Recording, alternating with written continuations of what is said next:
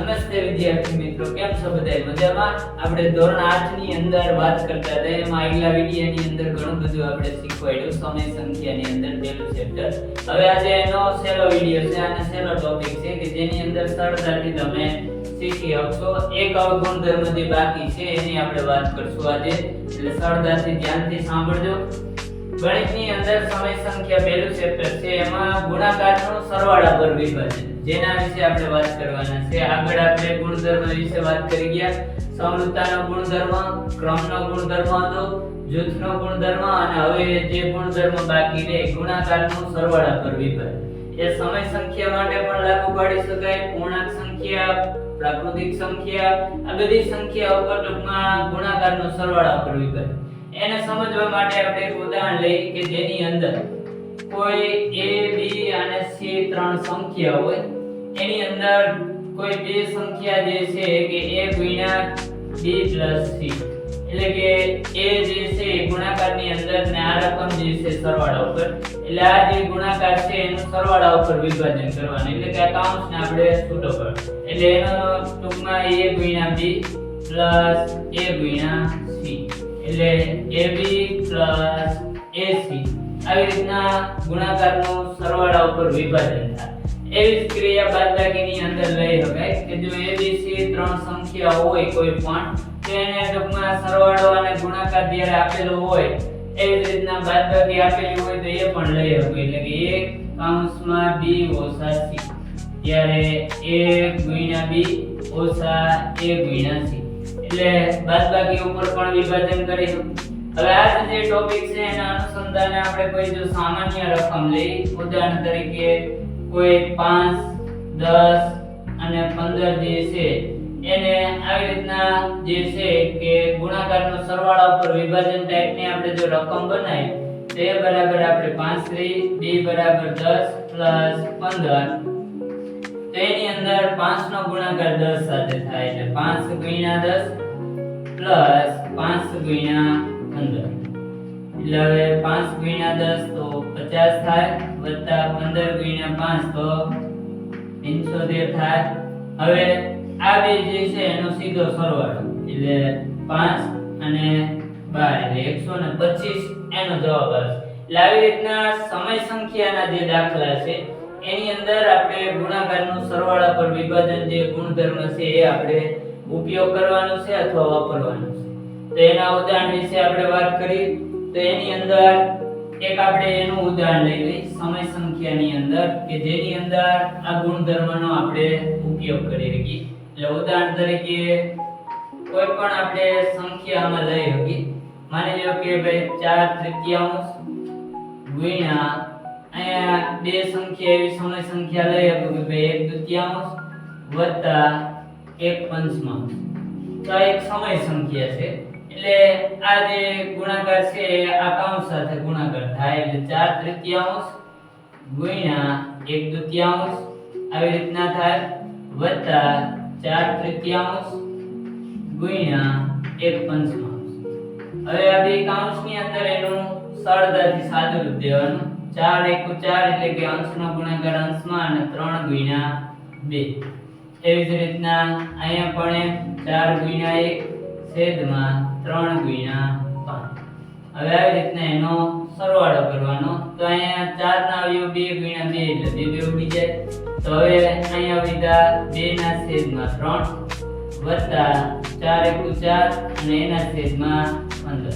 હવે આ બે સંખ્યાનો આપણે લસા લેવો પડે ત્યારે એનો જે છે કે સરવાળો થાય, જે આપણે આગળ દાખલા લઈએ. એની અંદર 2 ના છેદમાં 3 ગુણ્યા 5 વડે ગુણીએ તો એનો લસા એટલે કે 15 એનો છેદ સરખો થાય, વત્તા 4 ના છેદમાં 15 છેદ, એટલે એની અંદર કંઈ ફેરફાર કરવાની જરૂર નથી.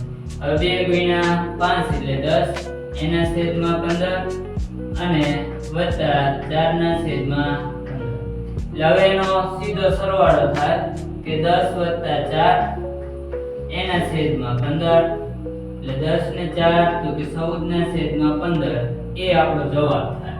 તો આવી રીતના સમય સંખ્યા જે છે એનું ગુણાકારનું સરવાળા પર વિભાજન જે છે કે આપણે આવી રીતના એને સાબિત કરી. એટલે આવી ઘણી બધી રકમ જે છે એની અંદર તમે સાદુરૂપ આપી શકો. એટલે આવા દાખલા જે છે એની અંદર વિભાજનનો ગુણધર્મ લાગુ પડે અને એ ગુણાકારનો સરવાળા ઉપર વિભાજન એ ગુણધર્મ જે છે લાગુ પડે. એવો જ જે દાખલો છે બુકની અંદર એક પ્રયત્ન કરો એવો દાખલો છે. તો એની આપણે કિંમત તમને અહીંયા ઉદાહરણ તરીકે સોલ્વ કરાવી. એની અંદર રકમ છે 7/5 ગુણ્યા -3/12 વત્તા 7/5 ગુણ્યા 5/12. આ જે રકમ છે એનું વિભાજનનો ગુણધર્મનો ઉપયોગ કરી અને આપણે સાદુરૂપ દેવા. એટલે વિભાજનનો જે ગુણધર્મ છે તેની અંદર રકમ આપણે ઓલરેડી આપી દીધી. ખરેખર રકમ જે છે કે આવી રીતના હોય કે જેને આપણે સાઈડમાં લખીએ તો 7/5 અને કૌંસમાં -3/12 વત્તા 5/12. તો આ જે ગુણાકાર હતું એનું સરવાળા ઉપર વિભાજન જે આપણે આગળ રકમ લઈ ગયા કે a કૌંસમાં b + c આ પ્રકારની આપણી રકમ બની.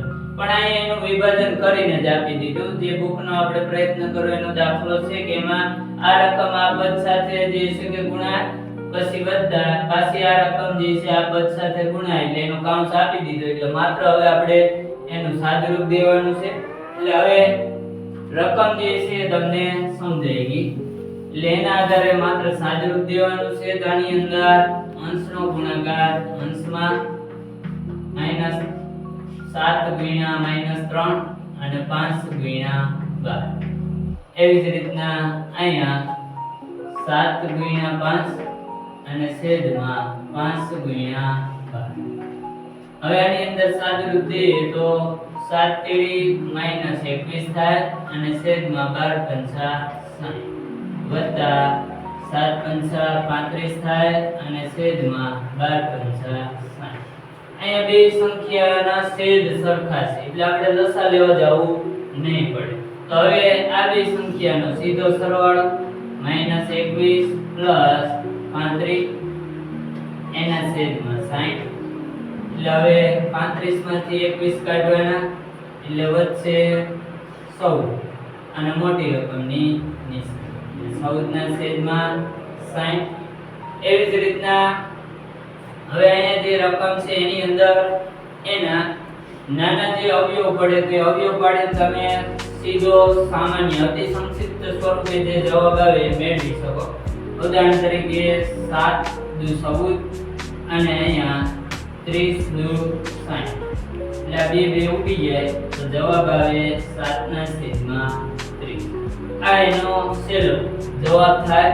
એટલે આવી રીતના ગુણાકારનો સરવાળા પર વિભાજન ગુણધર્મનો ઉપયોગ કરી અને સમય સંખ્યાના જે દાખલા છે એનો આપણે સરળતાથી સાદુરૂપ આપીએ.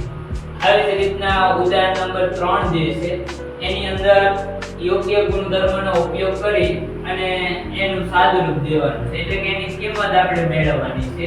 તો એના વિશે પણ આપણે જોઈ લઈએ. એની અંદર રકમ જોઈ લઈએ આપણે. તો બુકની અંદર રકમ આપેલી છે કે કિંમત શોધો. ઉદાહરણ નંબર 3 એની અંદર 2/5 ગુણ્યા -3/7 ઓછા 1/14 ઓછા 3/7 ગુણ્યા 3/5. હવે આ જે રકમ આપેલી છે એની અંદર યોગ્ય ગુણધર્મનો ઉપયોગ કરી અને આપણે એની કિંમત મેળવી. અહીંયા ગુણાકારનો સંબંધ છે, અહીંયા બાદબાકીનો છે, અહીંયા બાદબાકીનો છે અને અહીંયા ગુણાકારનો છે. હવે આ બે જે છે ગુણાકારની અંદર પદ છે અને આ બે ગુણાકારની અને આ એક પદ જે છે એ બાદબાકીની અંદર. એટલે આની અંદર -3/7 જે છે એ પદ આપણે જે છે કે આખું આ બાજુ લઈએ તો આ પદ જે છે કે છેલ્લે. એટલે ક્રમનો ગુણધર્મ આપણે લાગુ કરીએ તો 2/5 ગુણ્યા -3/7 ઓછા 3/7 ગુણ્યા 3/5 અને ઓછા 1/16. હવે આની અંદર જો આ ગુણાકાર જે છે એનું વિભાજનનો જે આપણે ગુણધર્મની વાત કરતા હતા તેની અંદર આ પદ એ ગુણાકારમાં છે અને આ પદ જે છે એ ગુણાકાર. એટલે આ બે જે પદ છે એને તમે સામાન્ય કાઢી અને એનો જે છે કે જવાબ આપણે મેળવી. એટલે અહીંયા 3/7 માઈનસ સામાન્ય લઈએ અથવા તો 3/7 સામાન્ય કાઢીએ તો અહીંયા વધશે 2/5 અને આ ઓછાની નિશાની અને વચ્ચે 3/5. એટલે હવે ટૂંકમાં 3/7 જે છે આપણે સામાન્ય કાઢ્યા અને ઓછા 1/14 એ એમને પદ રહે. હવે આની અંદર આ બેનો છેદ સમાન છે એટલે એની અંદર આપણે જે છે કે ગુણાકારની અંદર જો આ માઈનસ રકમ આપણે બહાર કાઢીએ તો આ રકમ જે છે એ વધતા રહી જાય અને આ રકમ જે છે એ ઓછે વધતા. તો એવી રીતના આપણે ગણતરી કરી શકીએ. આ રકમ એમને લે અને ઓછા 1/16.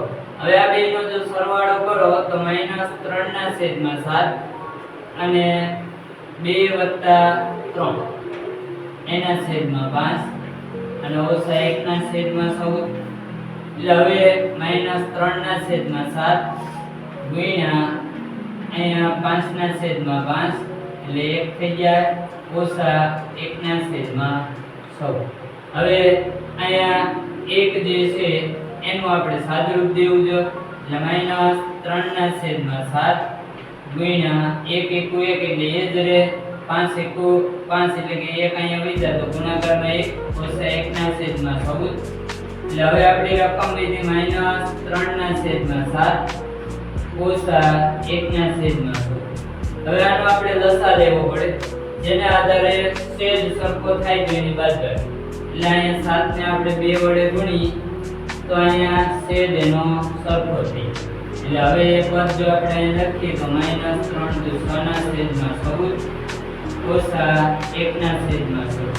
એટલે હવે ઓછે વધતા થઈ જાય એટલે -6 ઓછા 1/16 અને એનો જવાબ -7/16. અને હવે અહીંયા 7 × 14 એટલે અહીંયા 7 7 ઉડી જાય તો જવાબ આવશે -1/2. જે આપણે દાખલો આપ્યો એ ઉદાહરણ 3 ની આપણે કિંમત.